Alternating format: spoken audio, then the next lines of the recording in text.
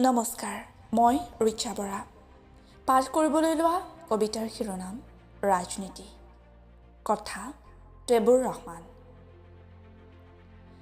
ৰাজনীতি এখন ৰঙীন কথাছবি। 5 বছৰৰ মূৰে মূৰে বীজবোৰ গজি উঠে, ফুলি উঠে, কলি মেলি সৰি পৰে, ফল নধৰে। সেয়াই মোৰ দেশৰ ৰাজনীতি। জনতাক আইনা সজাই, নিজৰ মুখকেই চাই নিজক ধুনীয়া কৰায়। ডাঙৰ বেলুনত বতাহ ভৰাই জনতাক মূৰ্খ সজায়।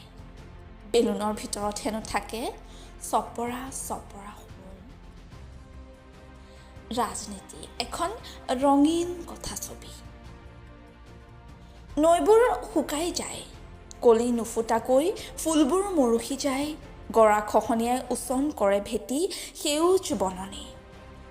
মথাউৰিৰ নামত সাজে ব্যাগুম অট্টালিকা গাড়ী। ৰাজনীতি এখন ৰঙীন কথাছবি।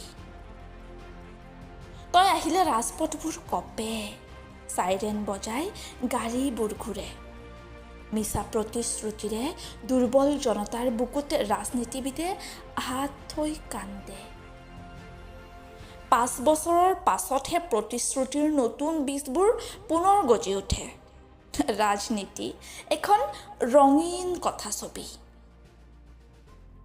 দল বাগৰে, দেশ বাগৰে, বাগৰে জনতাৰ মানসিকতা। দিনৰ পোহৰত, ৰাতিৰ আন্ধাৰত, চকুৰ পলকতেই সলনি হয় দেশৰ ৰাজনীতি। হহাকন্দাৰ খেল। ৰাজনীতি এখন ৰঙীন কথাছবি। জনতাক ভাগ বতৰা কৰে, সম্প্ৰীতিৰ বিনাশ কৰে, নিজৰ আত্মীয় স্বজনক শত্ৰুতা কৰি তোলে। বিলাসী জীৱন লোভী জনতাকেই কৰি তোলে বিদেশী। অত্যাচাৰী, অহংকাৰী, শোষণকাৰী ৰাজনীতি এখন ৰঙীন কথাছবি। জাতি যায়, ফেটি যায়, মাতি যায় বনিয়াৰ হাতলৈ। কওঁতা নাই, ধৰোতাও নাই, ৰাখোতাও নাই। 5 কেজি চাউলত জনতাক বন্দী কৰে ভোটৰ বাকচত। দৰিদ্ৰ জনতাৰ সকলো বিপ্লৱ বিদ্ৰোহ হৈ পৰে নিষ্ক্ৰিয়।